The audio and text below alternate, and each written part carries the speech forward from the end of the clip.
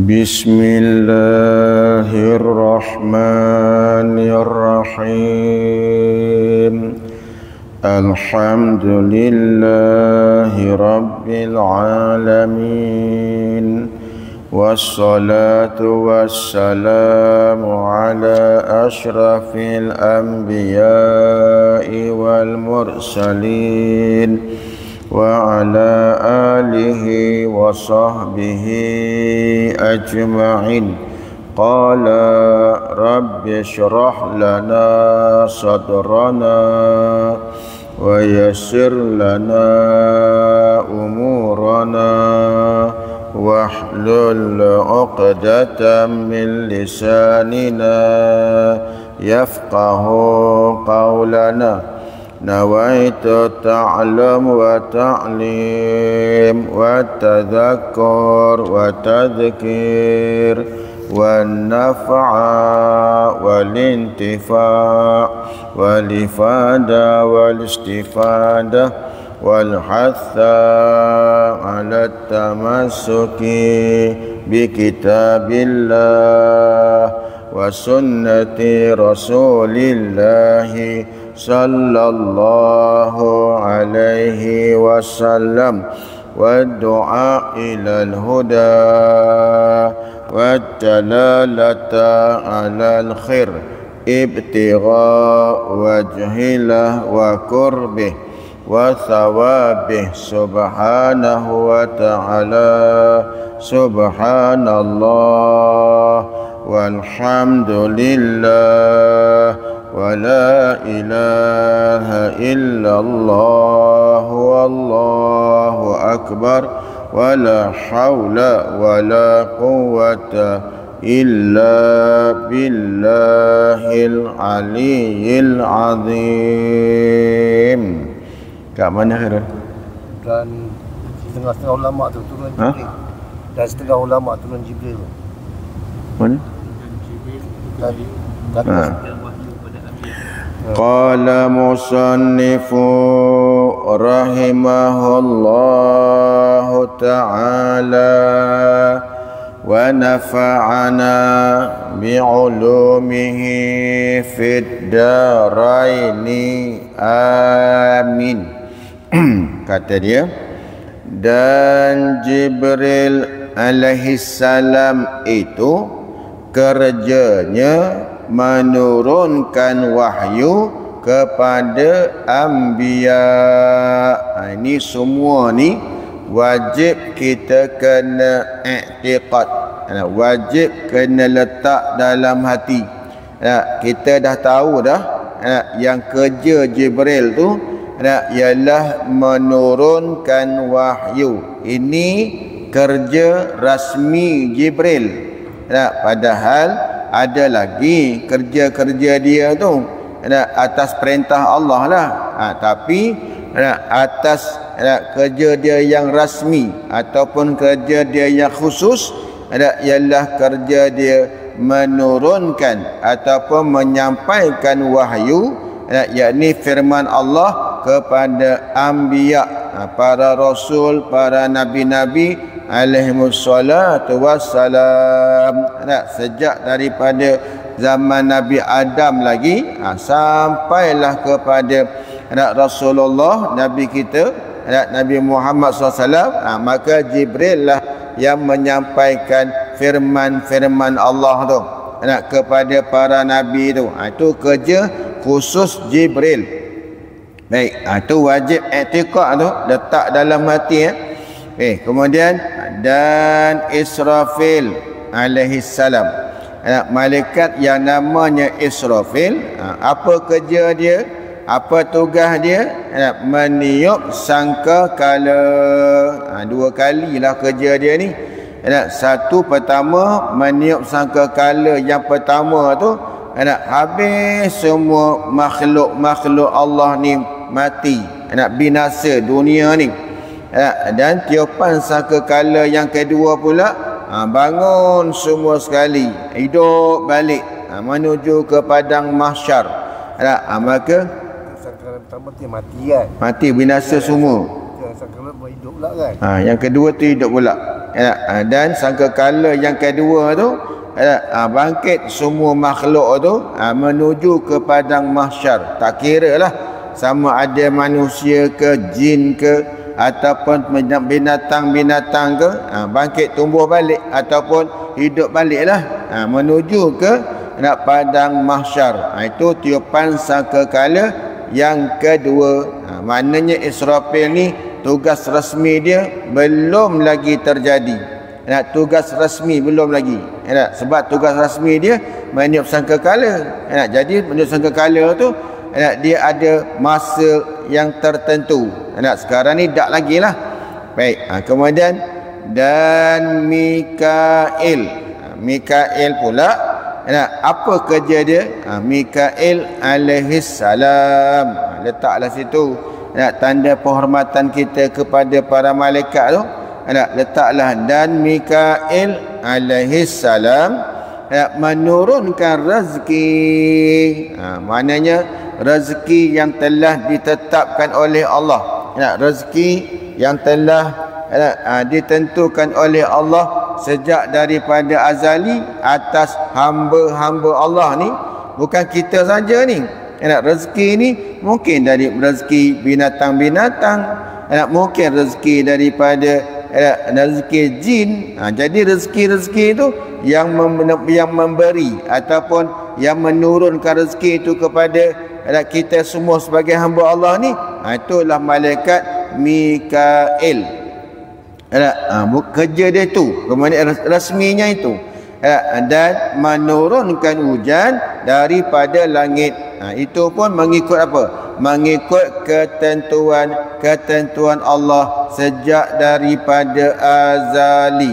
Maknanya sejak daripada azali lagi Allah dah menentukan nak turunkan hujan dekat sini, kat sini, kat sini. Maka yang menurunkan hujan tu ialah malaikat yang namanya Mikail. Kerja dia macam tu secara rasmi. Tapi masih lagi bergantung dengan ketentuan Allah yang azali. Maknanya malaikat ni pun dia tak boleh buat kerja tu tanpa arahan daripada Allah. Mestilah ada arahan daripada Allah, maka baru dia buat kerja. Okey. Dan ini kalau kita kira ni Mikail ni bekerja je. Sebab rezeki tu sejak wujudnya manusia, jin, iblis, syaitan tu ada rezeki masing-masing. Ada bahagian masing-masing. Itu kerja malaikat Mikail lah. Hari-hari dia kerja. Besok kita rezeki kita apa? Lusa rezeki kita apa? Pagi, malam, siang, petang, semua tu turun rezeki tu. Rezeki tu bukan hanya, jangan pandang rezeki tu hanya merupa makan minum saja. Mungkin ibadat, mungkin ketenangan. Itu semua adalah rezeki. Itu semua malaikat Mikail lah yang menurunkan. Jangan pandang rezeki itu hanya makan minum saja, duit ringgit, bukan. Bahkan ada rezeki itu daripada yang bukan daripada duit ringgit, makan minum. Bahkan ada ilmu, rezeki tak namanya. Rezeki juga. Jadi malaikat Mikail lah yang menurunkan ikut ketentuan Allah yang azali atas hamba-hambanya yang dia tentukan sejak daripada azali. Okey. Ini malaikat yang seterus ni, ini malaikat yang paling digeruni oleh manusia. Apa dia? Dan Israel kerjanya mengambil nyawa tiap-tiap yang bernyawa, daripada manusia, daripada jin, daripada malaikat sendiri yang hidup tu. Begitu juga dengan binatang-binatang, haiwan-haiwan. Kalau yang hidup aja, maka kalau sampai masa mati dia, malaikat Israel lah punya kerja. Itu dia ketua departmen mengambil nyawa ni. Pada di bawah dia tu banyak lagi malaikat-malaikat yang membantu dia. Malaikat yang membantu dia. Itu pun dia buat kerja ni pun mengikut perancangan ataupun ketentuan Allah yang azali. Boleh tak malaikat Israel ni nak cabut nyawa orang tak ikut arahan daripada Allah? Tak boleh. Walaupun orang tu mati dianya dengan membunuh diri, sekalipun dia mati membunuh diri, tetap yang ambil nyawa tu adalah Israel. Jadi Allah juga yang menentukan si fulan tu matinya begitu. Na'udzubillah lah. Kita minta berlindung dengan Allah daripada macam tu. Jadi bunuh diri tu memanglah apa ni dosa besar. Tapi kalau Allah yang menentukan, jadilah. Jadi sebab itulah tak boleh kata orang yang mati bunuh diri itu dia mendahulukan ketentuan Allah atas dia. Padahal belum masa mati lagi. Itu cakap macam itu jauh daripada yang sebenar. Hakikatnya apa? Hakikatnya berlaku saja perkara itu tak lepas daripada kehendak Allah. Tak lepas daripada kehendak Allah Subhanahu wa ta'ala. Jadi mereka Israel ni cabut nyawa tu ikut ketentuan daripada Allah. Macam mana? Ni nak cerita sikit. Israel ni memanglah dalam catatan dia tu, dia tahu dah dalam catatan yang Allah Ta'ala perintah dia kan, tulis. Dia pun tulis lah, si fulan umurnya sekian, si fulan umurnya sekian, si fulan umurnya sekian. Tapi yang ditulis oleh malaikat Israel tu belum tentu lagi itu yang terakhir. Belum tentu lagi. Itu ikut perintah Allah pula. Jadi kadang-kadang, bukan kata kadang-kadang, maknanya ada yang ditulis oleh malaikat Israel, nyawa tu nak ambil bila-bila. Malaikat tu tulis umur 60 ke 65 ke 70 ke. Tapi tulisan malaikat ni baru. Jadi dengan ketentuan Allah yang azali itu ada yang ada yang tak sama, ada yang tidak menyamai. Sebab itulah Israel ni nak cabut nyawa siapa-siapa pun dia mesti mengikut perancangan daripada iradat. Tunggu arahan daripada Allah Subhanahu wa ta'ala. Pendek katanya, macam mana mati itu keadaan dia tetap juga ada di dalam perancangan ketentuan-ketentuan daripada iradat. Itu kena faham tu. Kemudian kata tuan kita ni, semua yang kita sebut tadi ni semua wajib kita i'tiqad, letak dalam hati, bukan hanya tahu. Kalau kata tahu tak Jibril kerja apa? Tahu apa kerja dia? Menurunkan wahyu. Tapi tak i'tiqad, tak jadi. Dia kena i'tiqad, letak dalam hati. Jibril kerjanya menyampaikan wahyu. Israfil kerja dia tiup sangkakala, letak dalam hati. Mikail kerja dia menurunkan rezeki dan menurunkan hujan, letak dalam hati. Jadikan keyakinan, jadikan pegangan. Macam tu. Baik. Kemudian kata tuan kitab ni, kata setengah ulama, turun Jibril pada Nabi Adam alaihi salam tu 12 kali. Ini nak perkara ni tak, kita tak i'tiqad pun tak apa. Kalau tak tahu pun tak apa. Sebab dia tak termasuk dalam perkara yang wajib fardu ain diketahui. Cuma yang kita tahu, menyampaikan wahyu tu itu kerja Jibril. Menyampaikan wahyu kepada Nabi Adam itu memang kerja Jibril yang wajib kita i'tiqad. Berapa kali dia turun? Wallahu alam. Tapi kata setengah ulama, ini tak wajib kita tahu, bukannya mana fardu ain lah. Kalau tak tahu pun tak apa, tak berdosa yang ni. Mana? Kata setengah ulama. Ulama kata ni pun bukan semua, bukan ittifaq. Sebahagian saja daripada ulama ahli sunnah wal jamaah ni, utamanya ulama usuluddin ni, dia kata turun Jibril pada Nabi Adam AS tu menyampaikan wahyu tu 12 kali. 12 kali. Tak tahu lah macam mana rupa dia, wallahu alam. Tapi kata semua ulama 12 kali Jibril menyampaikan wahyu, turun dia 12 kali menyampaikan wahyu kepada Nabi Adam alaihi salam. Dan pada Nabi Idris alaihi salam turun Jibril menyampaikan arahan-arahan Allah ni 4 kali. 4 kali. Ni kalau kita ingat ni boleh buat tazkirah Ramadan ni. Kita kalau kita kata Prof balik ke Kelantan tak? Orang suruh tazkirah. Boleh ingat ni. Buat sebagai apa orang panggil modal nak bercakap. Modal untuk kita memberi apa? Modal untuk kita beri tazkirah pada orang-orang jemaah masjid, jemaah surau ke? Mana tahu ke satu hari nanti ada orang suruh kita mai kita bagi tazkirah sikit. Ni kosong maghrib ni kita pun buat. Qala ba'dul ulama, Arab dah sikit. Arab dah sikit. Kalau kata Melayu je tak sedap pula kan. Arab sikit. Okey. Mana tahu Cik Azman nak duduk kat Proton City tu, nak suruh panggil tazkirah. Ni ya. Buat macam ni. Boleh Cik Azman? Boleh ya. Cakap Arab sikit. Qala ba'dul ulama fil kitab Aqidatun Najin. Orang tengok hormat tabik tu. Tabik spring tu. Baik. Jadi tengok ya. Dia kata Nabi Idris Jibril turun menyampaikan wahyu tu 4 kali. 4 kali dia turun naik, 4 kali arahan tu. Ini pandang pada apa ni?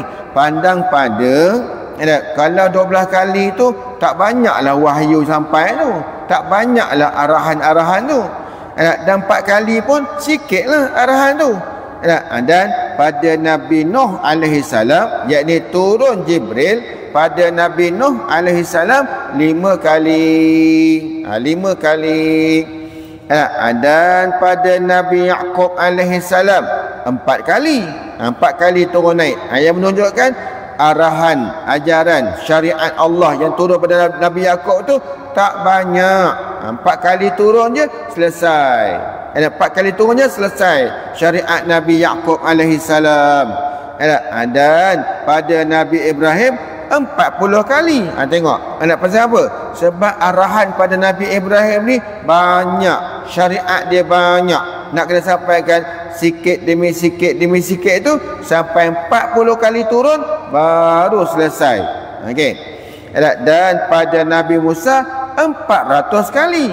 Kenapa ni? Sebab Nabi Musa tu sebelum dia dapat kitab Taurat tu, dia ada suhuf.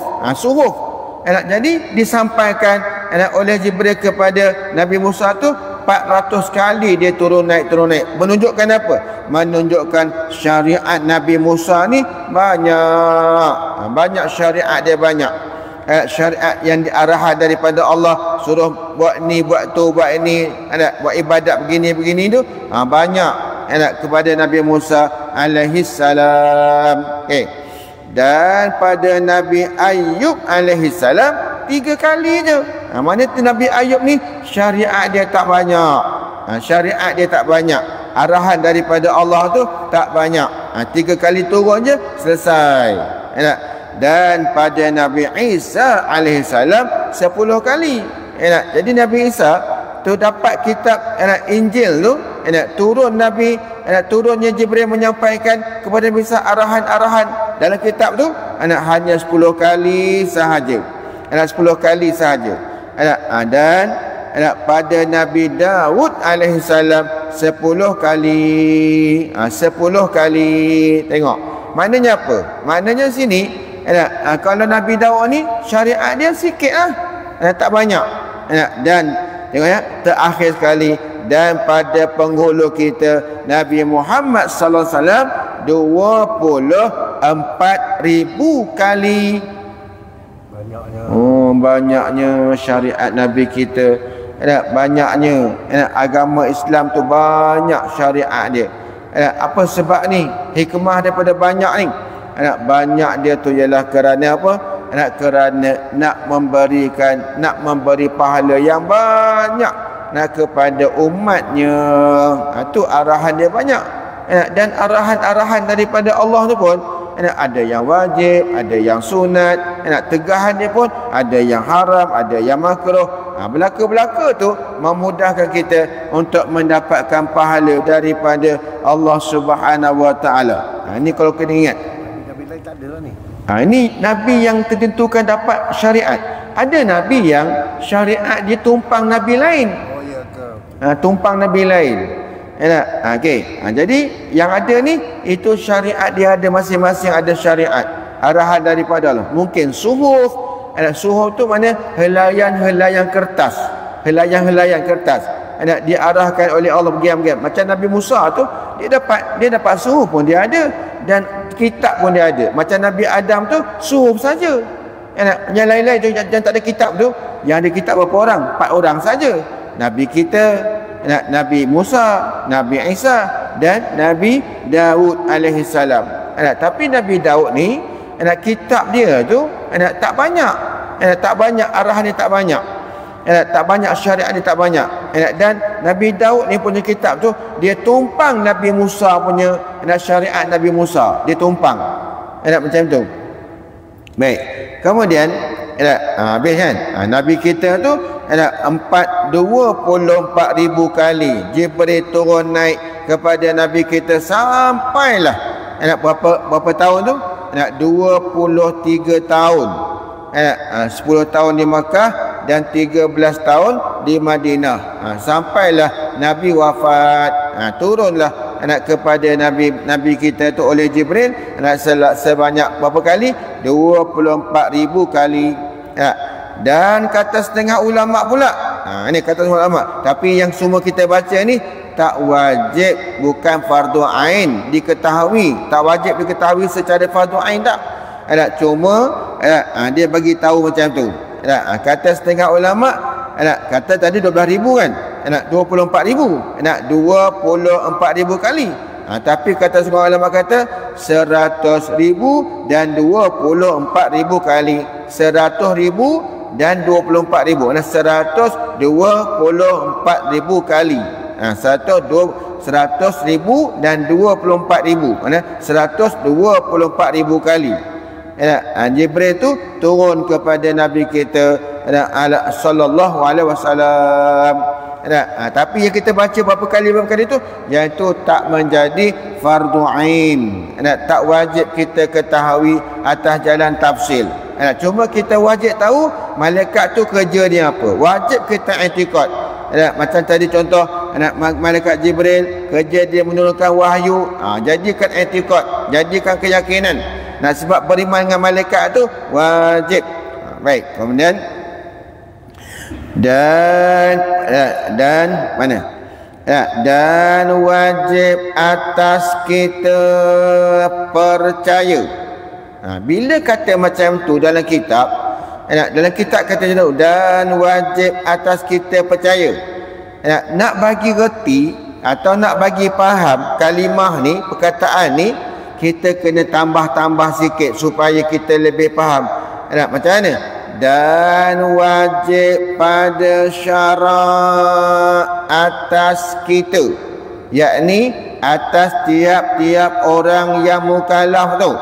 Apa yang syarak wajibkan atas tiap-tiap orang yang mukallaf tu? Percaya. Bila kata percaya tu, maknanya kena jadikan i'tikad, kena jadikan keyakinan.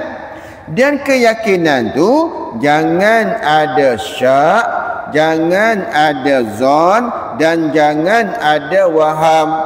Kalau dalam keyakinan, dalam kepercayaan tu ada syak ataupun ada zon ataupun ada waham, maka kepercayaan tu tak terpakai ataupun tak ternilai di sisi Allah. Tertolak kepercayaan macam tu.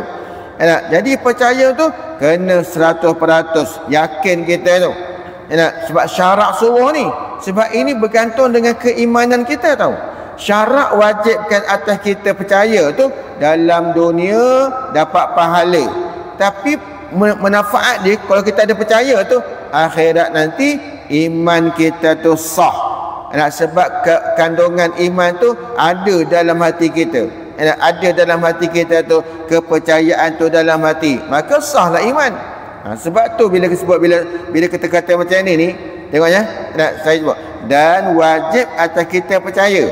Ini pada syarak ni, dan wajib pada syarak atas kita, yakni atas tiap orang mukallaf tu percaya, yakni syarak mewajibkan pada kita kena ada percaya. Fahamnya pada hukum ni, kalau ada orang yang dia tak ada kepercayaan pada sisi syarak, berdosalah dia. Kan ada orang yang buat tak tahu aja, buat dak aja kan. Bila dia buat dak tu, maka hukumnya berdosa tak di hari-hari? Dosa lah. Pasal apa? Sebab syarak yang suruh dia percaya.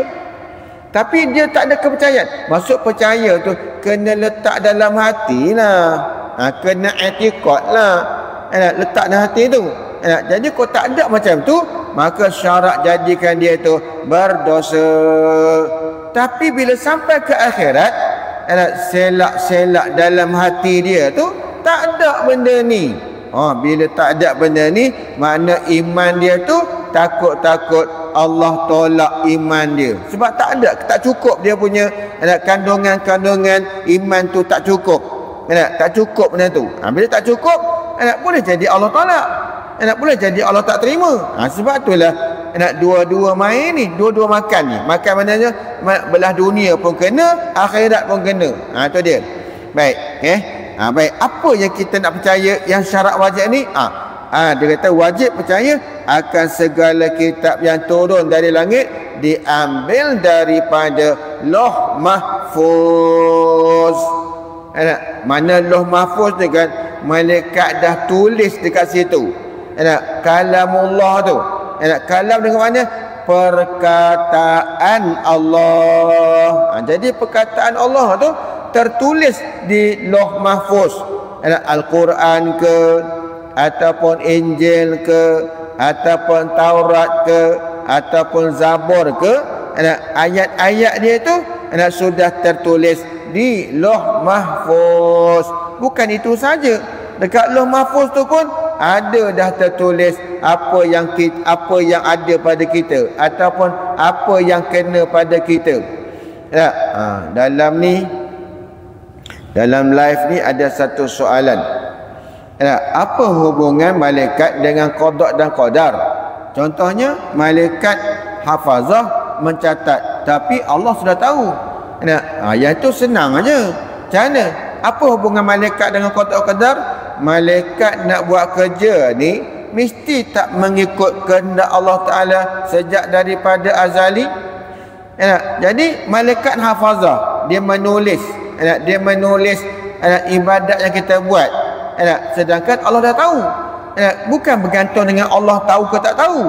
Maknanya bila balik orang kita buat ibadat tu Allah yang menentukan sejak daripada azali lagi. Si fulan akan melakukan ibadat bagian, si fulan akan melakukan bagian. Itu ketentuan Allah sejak daripada azali. Jadi malaikat ni tulis, itu pun malaikat tulis tu pun sudah termasuk di dalam ketentuan Allah yang azali. Sebab apa? Sebab malaikat tu makhluk tak? Ya, bila malaikat tu makhluk, maka malaikat pun juga tertakluk dengan qada dan qadar daripada Allah. Jadi tak boleh dipertikaikan mana Allah dah tahu. Bukan masalah tu. Bukan masalah Allah tahu ke tak tahu. Masalahnya sekarang malaikat tu pun makhluk, maka dia juga tergantung dia tu juga dengan qada dan qadar. Tergantung dengan ketentuan Allah yang azali tu. Kalau malaikat tu menulis, bergerak malaikat tu menulis malaikat tu, gerak malaikat tu juga ditentukan oleh Allah Subhanahu Wa Taala. Jadi kalau nak kira qada tu ketentuan Allah yang azali dengan pelaksanaan ketentuan tu, malaikatlah juga yang menulis itu juga termasuk dalam ketentuan Allah Subhanahu Wa Taala. Macam tu. Okey. Malaikat hafazah ni, malaikat yang, kalau tak silap saya, malaikat hafazah ni ialah malaikat yang menulis akan apa yang dilakukan oleh manusia ataupun jin. Dia tulis. Itu wallahu alam. Tapi malaikat hafazah ni, malaikat yang di bawah dia tu banyak malaikat-malaikat yang bertugas sama-sama dengan dia. Okey, tak apa, nanti kita tengok dalam kitab ni mungkin ada. Baik, tengok ya kata dia. Jadi wajib kita kena percaya yang kalamullah tu ataupun arahan kitab-kitab tadi ni diambil oleh malaikat, turun daripada Lauh Mahfuz. Ini wajib kita kena percaya. Maksudnya wajib kita jadikan i'tiqad, letak dalam hati. Malaikat tu buat turun, malaikat Jibril nak turun tu, dia ambil kat Lauh Mahfuz sikit demi sikit, ikut arahan daripada Allah. Itu pun ketentuan Allah tu. Atau atas lidah seorang daripada malaikat. Ada orang kata malaikat Jibril tu, malaikat tu dia duduk kat Lauh Mahfuz tu, bila Jibril datang, ayat ni turunkan. Dia ambil maka malaikat tu membaca ayat tu, lalu dia pun sampaikan kepada Jibril sampaikan kepada sampaikan kepada nabi-nabi rasul. Sebab tu turunnya kitab-kitab Allah ni, sama ada Quran ke, Injil ke, Zabur ke, Taurat ke, turun tu bukan dengan tulisan, dengan bacaan. Malaikat Jibril membaca bagi Nabi, Nabi dengar, lalu dipermudahkan oleh Allah Ta'ala Nabi kita menghafal ayat tersebut, dimudahkan untuk dia mengingat, Rasulullah mengingat akan tu. Ini kata mukjizat yang terbesar Quran tu. Sebab apa? Sebab Nabi ni ummi, Nabi ni tak pandai baca, tak pandai tulis, tapi kenapa ayat Quran tu lancar je dia baca? Tu Allah permudahkan bagi Nabi untuk menghafal ayat yang daripada mulut Jibril. Jibril baca, Nabi ingat ayat Quran yang turun tu sikit demi sikit. Macam tu jugalah dengan pada nabi-nabi yang lain-lain. Mungkin ada dia ada dua pandangan lah dalam, tapi wajib i'tiqad ni. Satu, malaikat Jibril ambil di Lauh Mahfuz, satu pandangan. Satu pandangan lagi, dia mengatakan malaikat Jibril tak ambil kat situ. Yang ambil kat situ tu ada satu malaikat yang jaga Lauh Mahfuz tu, dia yang bacakan ayat tu pada Jibril. Jibril pun ingatkan ayat tu, dia sampaikan juga kepada Rasul, kepada nabi-nabi. Macam tu. Malaikat yang jaga Lauh Mahfuz, apa nama dia tak tahu. Itu tak tahu, wallahu a'lam. Tapi ada malaikat yang jaga dekat Lauh Mahfuz kan, berkat dengan ayat-ayat tu ada.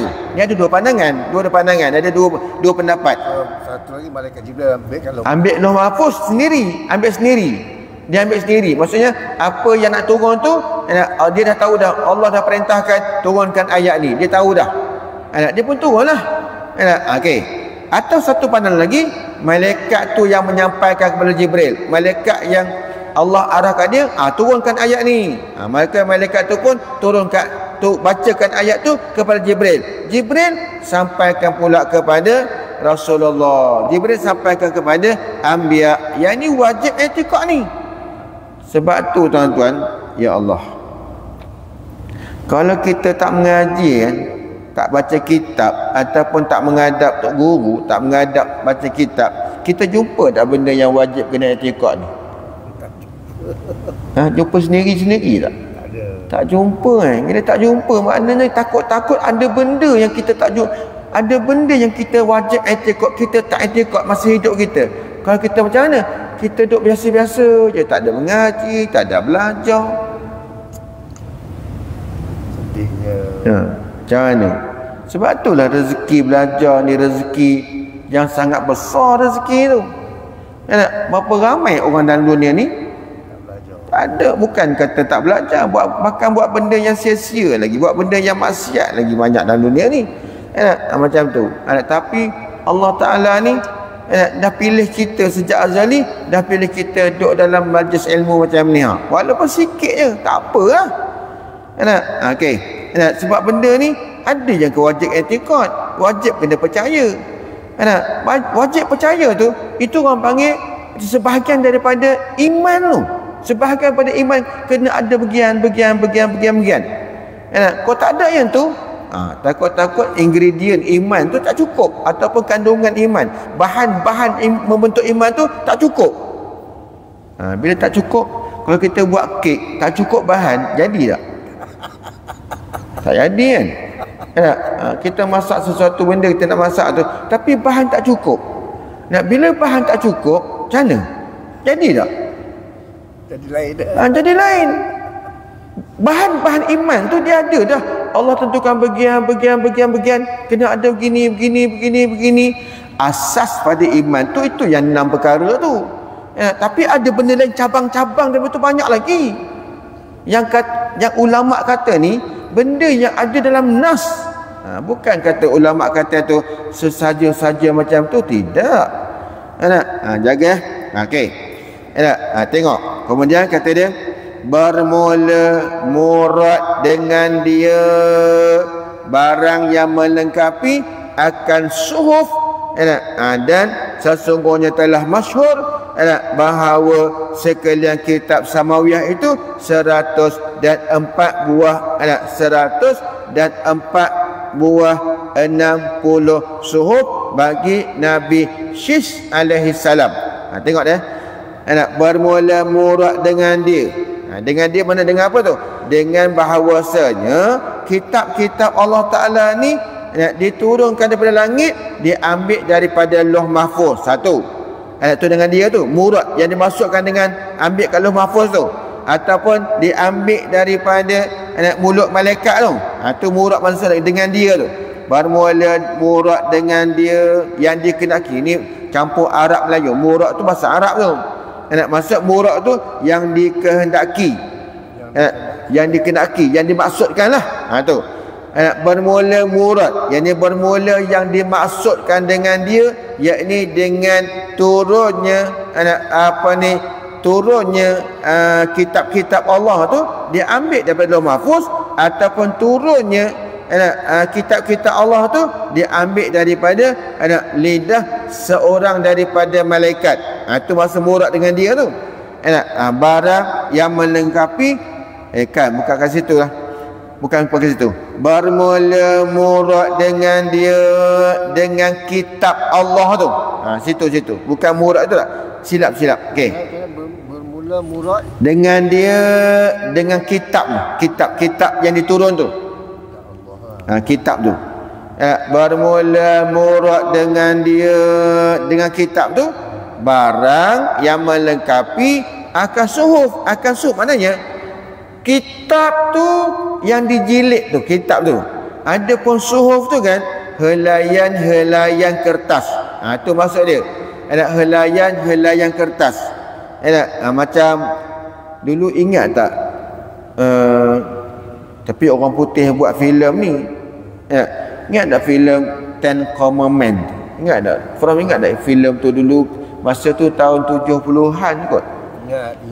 Ten Commandments tu. Tapi dalam filem tu yang saya ingat tak? Tak ingat. Tak ingat cerita dia.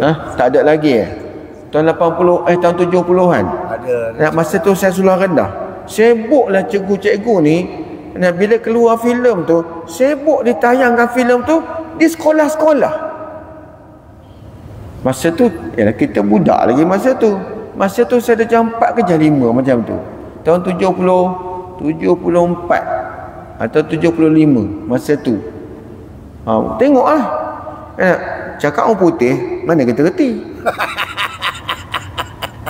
Dalam filem tu Nabi Musa ni digambarkan, Nabi Musa ni naik bukit Tursina tu.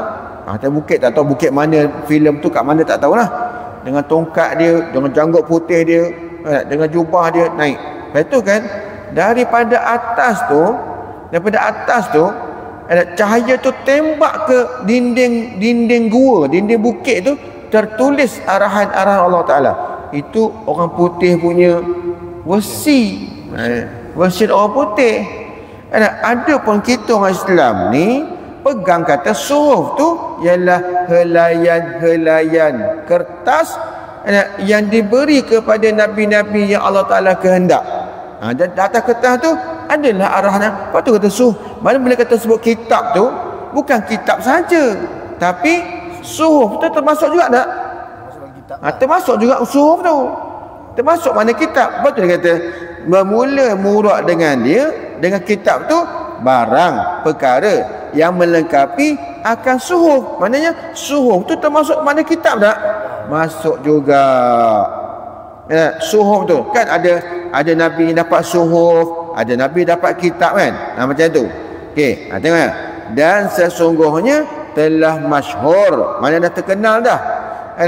Semua orang tahu dah bahawa sekalian kitab samaya itu 104 buah dan 4 buah 60 suhuf.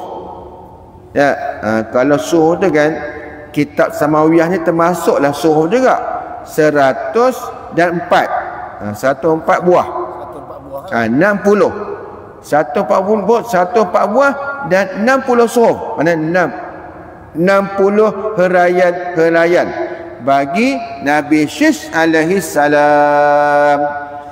Maknanya sini ni. Semua kitab tu semua sekali tu 104 buah. 60 suhuf bagi Nabi Syis. 60 helaian kertas tu bagi Nabi Syis. Nabi Syis ni anak Nabi Adam lah. Anak Nabi Adam. Dan 30 suhuf bagi Nabi Ibrahim. Nabi Ibrahim tak ada kitab. Nabi Ibrahim dia ada suhuf, dia ada helaian. Kalau suhuf tu jamak daripada sahifah. Sahifah tu sehelai. Kalau suhuf tu banyak helai. Jadi pada Nabi Ibrahim ni ada 30 helai suhuf. Dalam tu lah tertulisnya arahan-arahan Allah. Tengok berapa?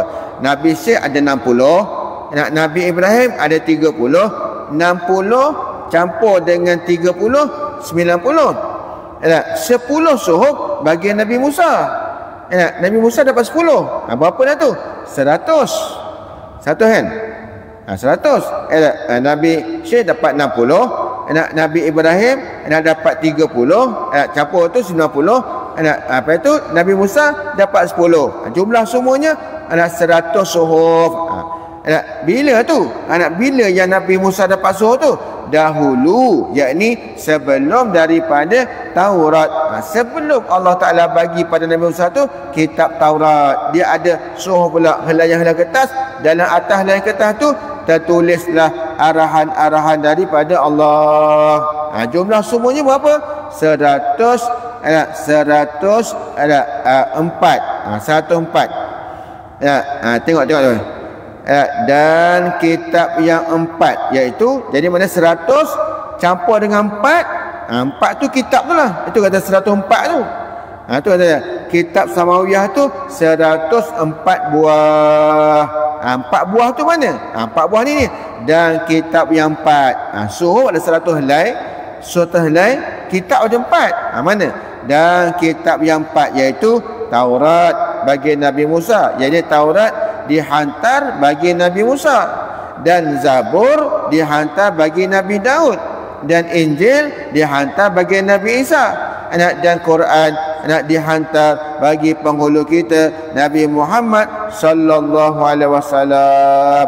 Itu terkenal dah. Mana ada 100 suhuf dan ada 4 buah kitab. Semua sekali kitab Allah tu 104 buah. Ini wajib kita kena i'tiqad, letak dalam hati. Kitab-kitab samawiyah, kitab Allah ni ada 104 buah. Bukan hanya 4 buah tu saja. Ada 104. Suhuf ada berapa? Suhuf ada 100. Suhuf tu nama kitab juga, sebab dia helaian kertas. Okey. Tapi daripada 4 kitab tu kan, kitab Zabur, kitab Taurat, kitab Zabur, kitab Injil dan kitab Quran ni, hanya 3 buah kitab sahaja yang ada hukum syarak. Ada pun kitab Zabur bagi Nabi Daud ni, dia tak ada hukum hakam, tak ada.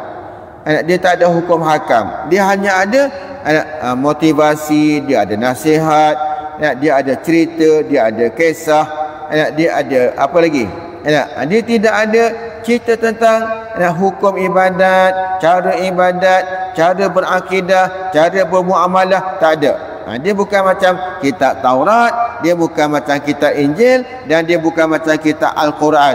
Kalau Quran tu semua syariat ada dalam tu. Larangan dia, larangan Allah. Tapi kitab Zabur tak ada. Dia tak ada itu. Dia ada hanya nasihat-nasihat, kisah-kisah dan tauladan. Itu ada dalam kitab Zabur. Okey. Kemudian Zabur Ustaz, dia tak ada hukum hakam lah. tak ada. Dia tak ada hukum hakam. Dia hanya orang panggil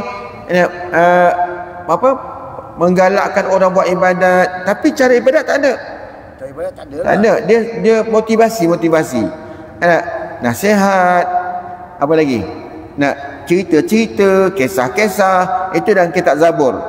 Ada pun kitab yang 3 lagi tu ada. Nabi Sulaiman tak buat ibadat. Bukan Nabi Sulaiman, Nabi Daud alaihissalam bukan tak buat ibadat.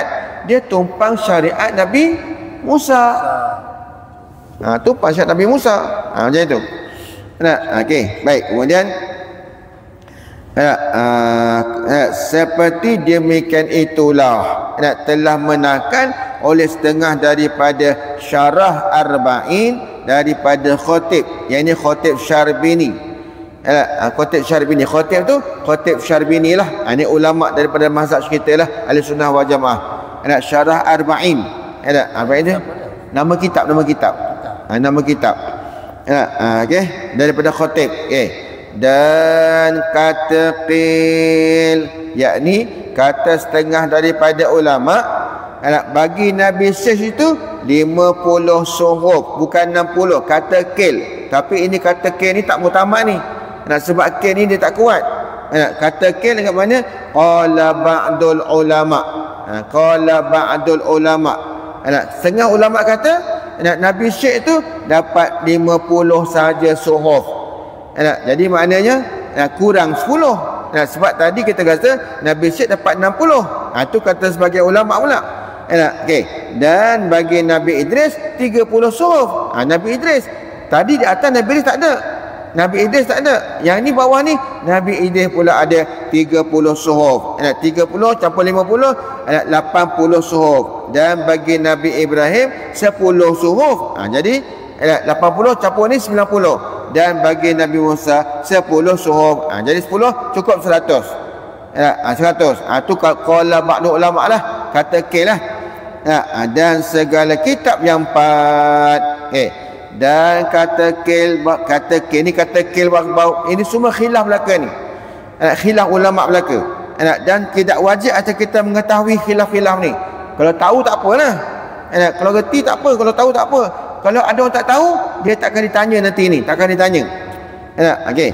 Dan kata qil bahawa segala kitab yang samawiyah itu 114 buah. 114 buah. Okey. Mana 114? Jadi ini kaul-kaul yang ada dalam pandangan ulama Ahlussunnah wal Jamaah lah. Tapi ini khilaf dah ni. 50 suhuf bagi Nabi Syekh alaihissalam, dan 30 bagi Nabi Idris alaihissalam. 80 dah. Dan bagi Nabi Ibrahim 20, 100. Dan bersalahan pada yang 10 itu, maka kata ke bagi Nabi Adam, dan kata ke pula bagi Nabi Musa. Kata sebut 114 tu, 114 tu. Itu kata ada kata ke, ada kata 10 tu bagi Nabi Adam, ada kata bagi Nabi Musa. Ada sekali kitab yang 4. Jadi semua sekali berapa? 114. Termasuklah kitab yang 4 tu. Ini semua khilaf belaka, khilaf. Bermula kaul ini barang yang dinas atasnya oleh Sana'i dalam syarah risalah sekira-kira berkata ia. Jadi berkata macam itu. Ini ada khilaf lah. Tapi yang masyhurnya ialah 104 buah. Itu yang pegangan yang banyak dipegang oleh ulama-ulama. Baik, kemudian kata dia faidatun, bermula segala kitab yang diturun, kitab yang turun daripada langit itu 114 hingga akhir barang yang telah terdahulu, fahamkan olehmu. Wallahu alam. Kita berhenti kat situ. Faidatun. Ada soalan?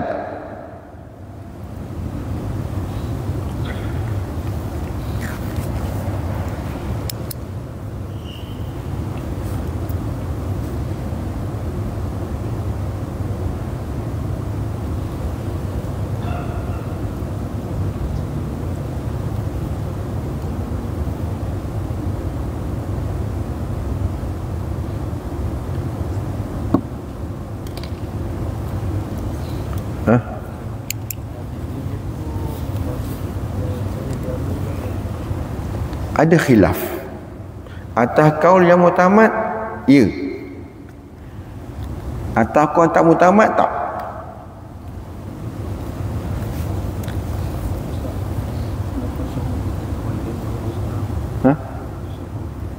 Suhuf tu dah tak ada dah rasanya. Suhuf tu dah tak ada dah berapa ribu tahun dah. Hatta bukan kata suhuf, kitab Taurat tu kat mana ada? Kita Quran tu masuk suhuf lah. Dia suhuf tu kan je tu. Kalau Quran tu kitab lah. Suhuf tu helaian-helaian. Jadi makna helaian tu termasuk dalam mana kitab. Sebab itu firman Allah juga. Lah, suhuf tu masuk dalam Quran kan? Bukan masuk Quran. Masuk dalam makna kitab. Mana bukanlah suhuf bukan Quran lah. Dalam ni ada soalan. Bagaimana kita buktikan secara akli bahawa seorang Nabi mesti bersifat benar dan amanah? Kalaulah Nabi tu tak benar dan tak amanah, apa jadi pada agama? Cuba bayangkan. Nanti cakap macam ni marah orang Prof kan? Tapi saya tak buat cakap juga nak bagi bukti lah. Kalau pemimpin tu tidak benar, asal cakap bohong, dan amanah yang dibagi pada dia tak ditunaikan dengan sebaiknya, apa jadi pada negara yang dipimpin? Apa jadi? Punah ranah lah, jahanam lah negeri itu. Begitu jugalah kalau dengan Nabi, Rasul, kalau mereka tidak amanah, sedangkan mereka membawa agama yang daripada Allah. Kalau mereka tak amanah, umpama macam mana? Tak amanah tu macam mana? Khianat dengan hukum hakam Allah. Allah suruh sampaikan pada dia, suruh mengharamkan benda yang diharamkan oleh Allah. Tiba-tiba dia kata tak haram, khianat. Apa jadi? Rosak tak agama tu sendiri? Rosaklah. Sebab itulah itu dalil akal kita. Kalau nabi-nabi tu tak amanah, nabi tu tidak benar, cakap dia asyik bohong saja, macam mana agama tu dia nak bawa bagi benar sedangkan dia bercakap bohong? Kau macam tu? Kalau macam tu, bohongnya para rasul tu ataupun khianat je para rasul tu mustahil tak? Mustahil. Sabit tak pada Nabi itu amanah? Sabit daripada Nabi itu cakap benar, sidik? Mestilah.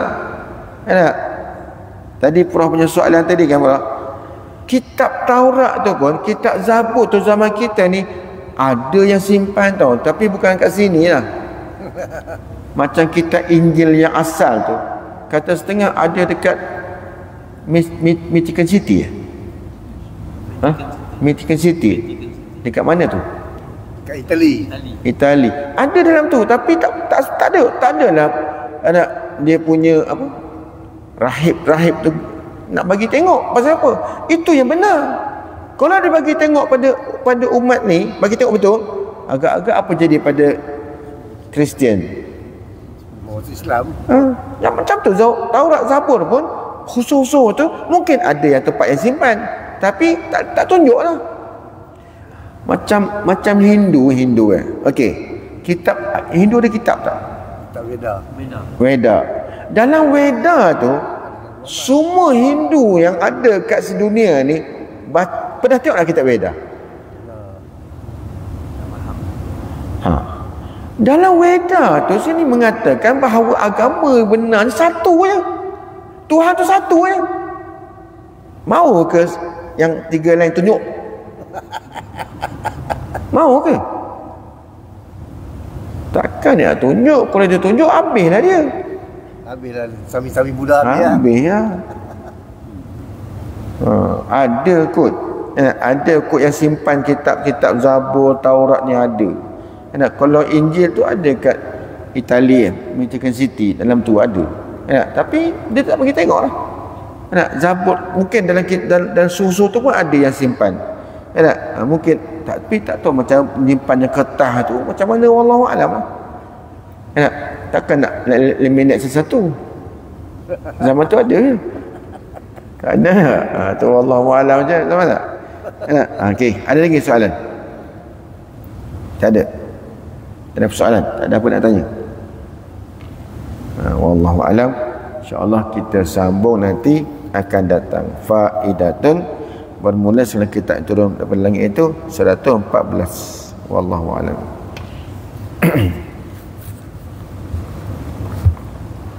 Bismillahirrahmanirrahim. Alhamdulillahirabbil alamin, wassalatu wassalamu ala asyrafil anbiya'i wal mursalin wa ala alihi washabihi ajma'in. Allahumma ya azima sultan, ya qadima ihsan, ya daima ni'am, ya kasira jud, ya wasi'al ata', ya khafiyul lutuf, ya jami' suna', ya haliman la ya'jal. Salli rabbi ala sayyidina Muhammad wa alihi wasallim warda sahabati ajma'in. Allahumma lakal hamdu syukra wa lakal manu fadla wa anta rabbuna haqqa wa nahnu abiduka riqa wa anta lam tazal zaka ahla, ya muyassira kulli asir wa ya jabira kulli kasir wa ya sahiba kulli farid wa ya mughniya kulli faqir wa ya muqawiyya kulli da'if wa ya ma'mana kulli makhiyasir alaina kulli asir fatasra alaka yasir. Allahumma ya man la yahtaj ila bayan wa tafsir hajatuna kathira anta alimun biha wa khabir. Allahumma inni akhafu minka wa akhafu yakhafu minka wa مما لا يخاف منك.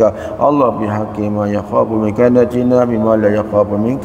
الله بحق سيدنا محمد أهرسنا بعينك لا تنام أكنفنا بكنفك الذي لا يرام وارحمنا بقدرتك علينا ولا نلقت سقطنا ورجاؤنا. وصلى الله على سيدنا محمد وعلى آله وسلم والحمد لله رب العالمين. Dalam ni ada soalan, tapi soalan tu dah lepas ke atas dah ni. Ni Ustaz, saya ada kawan India tapi dia dah mati, tapi masa dia hidup dia selalu mengucap syahadah dengan kawan-kawan Islam. Mungkin bergurau pada dia, hukum dia apa? Macam ni, nak dikatakan syahadah tu kalau seseorang yang kafir asli. Kafir asli tu tok nenek dia, mak bapak dia kafir, dia mengucap syahadah, kira tak syahadah dia Islam dia? Kira tak? Kalau dia mengucap syahadah tu dengan qasad dia nak convert Islam, baru boleh terima. Kalau dia mengucap syahadah tu saja-saja ucap, tak boleh terima. Sebab orang yang nak masuk Islam, mestilah dia tu syahadah dia tu dengan qasad nak masuk Islam. Kalau qasad dia bergurau atau memain, tak boleh terima Islam dia. Sekarang tengoklah, dia tu mengucap tu ada qasad masuk Islam tak? Kalau ada qasad, alhamdulillah, Islam dah dia. Tapi kalau tidak ada qasad, kekallah atas kekafirannya. Nauzubillah. Wallahu alam bissawab.